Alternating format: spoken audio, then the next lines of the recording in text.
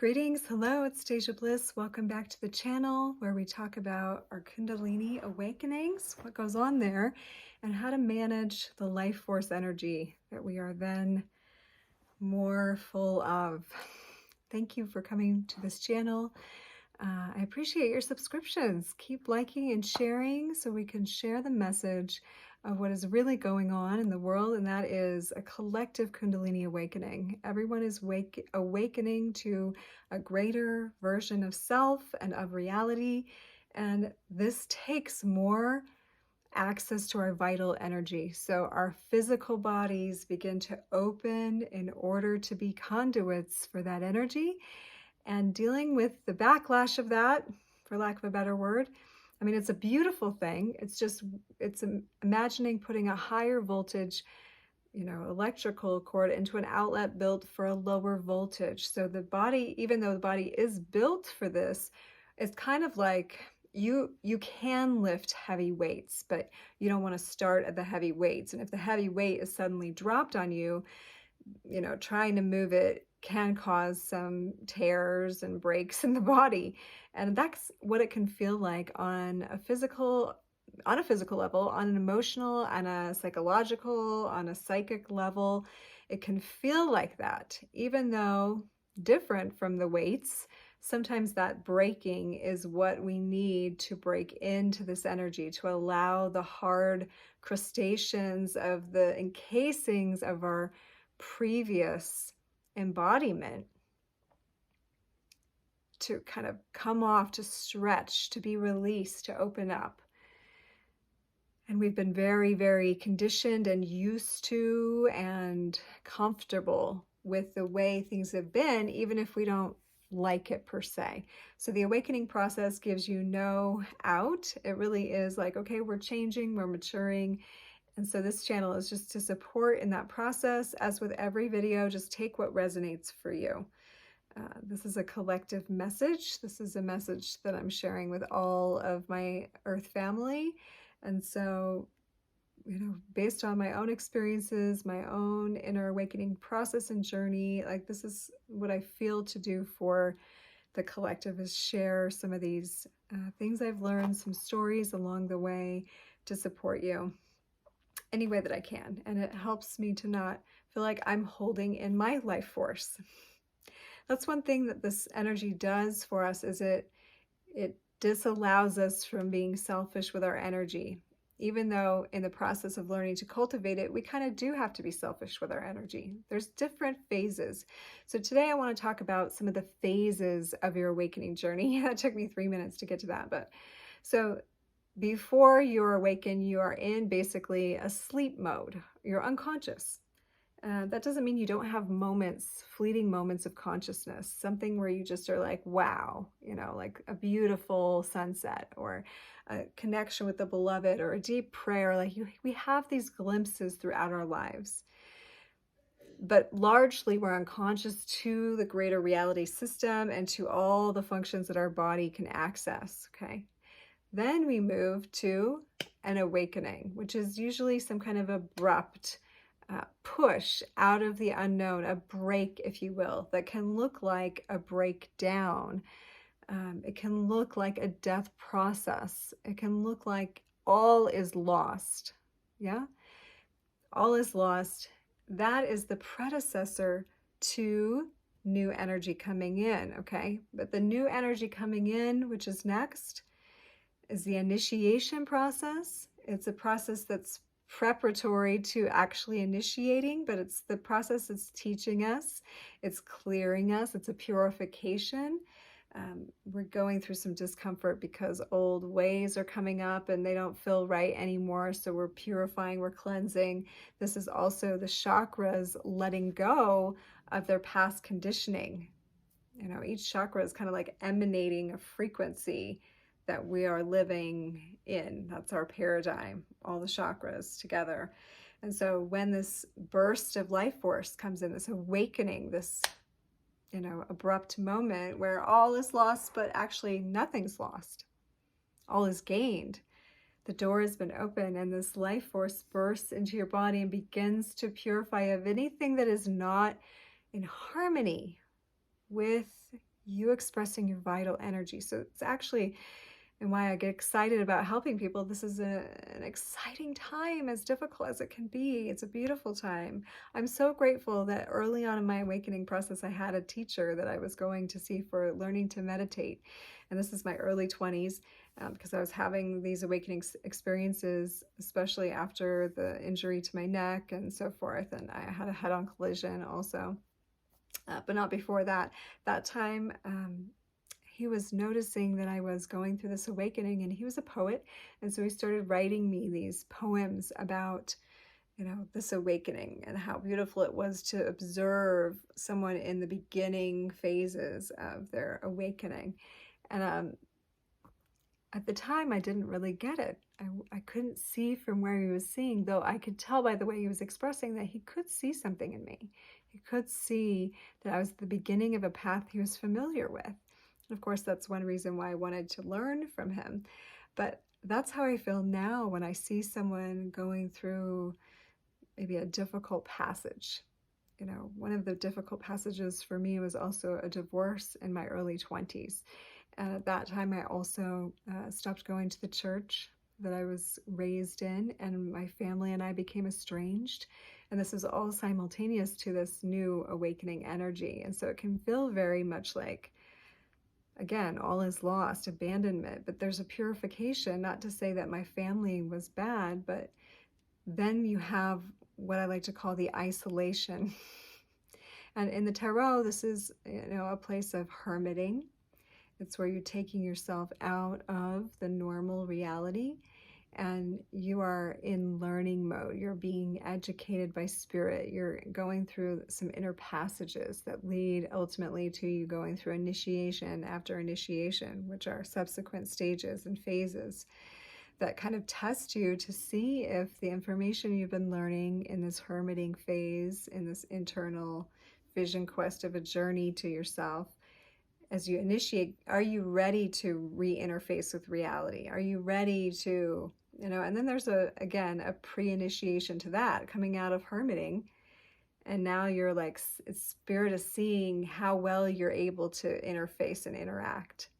A lot of times in that phase, it's difficult because you try to tell everything that you've been learning to just anyone, because it's so new and amazing. During that hermiting phase, you're just being inundated. And you might get lots of amazing gifts coming in, psychic abilities, but then when you try to interface again, you realize that you're not ready. A lot of times you realize the difference between us and them, inner and outer, the you used to be and the you that's emerging compared to everybody else. This can cause like a deeper retreat, an even more withdrawn state. It can like send one off to study or to travel, to kind of reassess. And this is a maturation process during this phase. This is a beautiful time where the learned hermit has come back a little bit wiser and now sees maybe what it might take to re-enter the world. And at some points, people really decide they don't want to be in the world at that point. They want to wander. They want to be a hermit. But ultimately and eventually, in my deepest wells and reading from different spiritual traditions and just like noting the process of the flowering, right?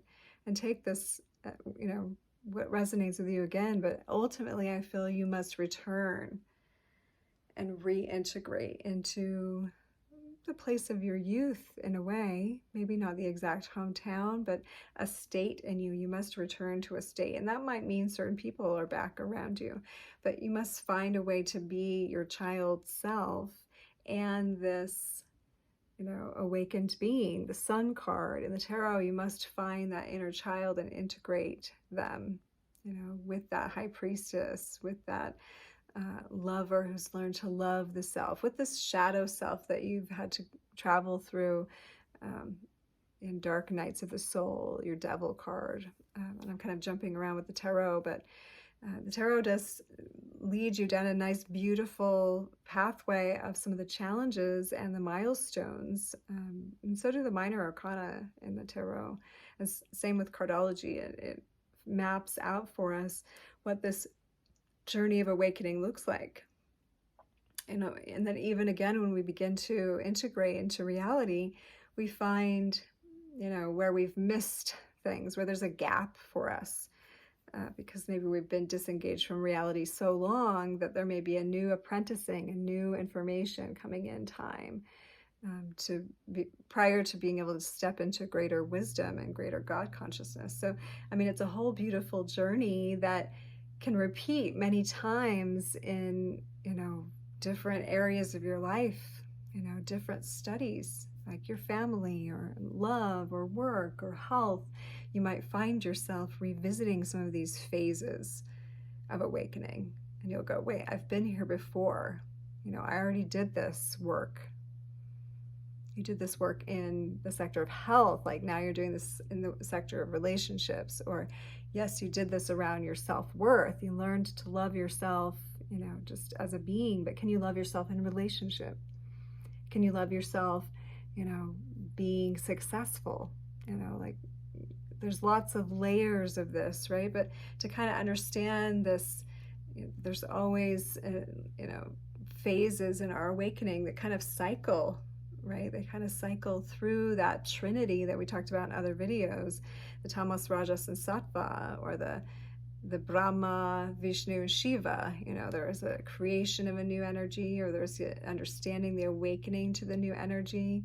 There is like really living into that, and there is the destruction of that and the awakening to a new. And this we do again and again. I've always said that if you hate a place that you're in, you're not going to be let out of there until you learn to love it. Like until the place that you're in feels like something you could be in long term and you love it, then universe is not going to bring you the next thing. So that's always been my inner work. Wherever I find myself, if I'm like, oh, this is not it, I'm not feeling like I'm in the place, then I get the message, just love this place as much as you can. Make it as beautiful, make it as yummy, make it feel like the place you never want to leave. And we can do that in states of mind too. If we're feeling down or if we're really struggling, what if we could make a home in there? Not like we're going to camp out here forever, but let's make this the sweetest place of sadness that we can be. How can we honor the sadness? What can we do to really like embody an honoring of it? So if you've been following me, my dad's still in the hospital. And yeah, I'm thinking about this process for him a lot, like wherever this goes for him, like this is a journey for him, and I want to honor all the parts of this passage for him. So my journey personally has been, how do I make this a beautiful part of the journey for him? Today I think I'm just going to bring a guitar and sing a song to him, because I don't do that very much, and I'd like to. So yeah, the ways that we can honor the journey and the place of the journey that we are in. We're coming into a new moon coming up in a couple of days. So we just came through this like very fantastic eclipse cycle. So now as we move into a new, like feel what is kind of like rawly new, like what phase of all of that do you feel like you're in? And how can you honor that place and be in it fully so the next one can so naturally emerge, right? Okay, thank you so much for being here. I love you. I appreciate your presence. And if this can help you or anyone you know, please share the video. I look forward to being with you again. If I can personally serve you in an individual session, if you'd like a reading with me, new moons are a beautiful time to do readings, which are always done by donation. And we just pull from, I've got some super beautiful cards right now. Oh, this medicine herbal deck is just like insanely lovely with some very shamanic herbs in it. I'm super vibing with that. And the runes, of course, and the I Ching. And if you feel like doing that with this new moon, please reach out, let me know. We can do that via Zoom or even on text with pictures and, audio recordings. That works really well too. Otherwise, pick up some of my books on Amazon. The Chocolate Fast, Embrace Your Bliss One Truffle at a Time.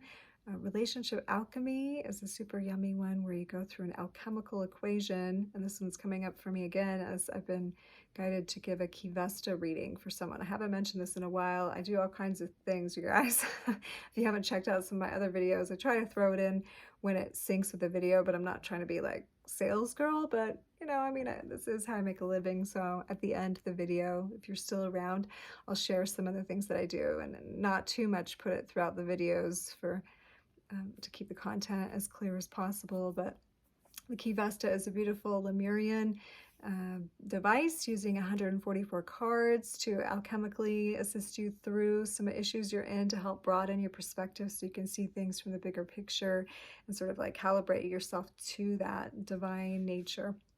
And again, I do that by donation also. So I love you so much, and I'll see you again tomorrow. Namaste. I love you.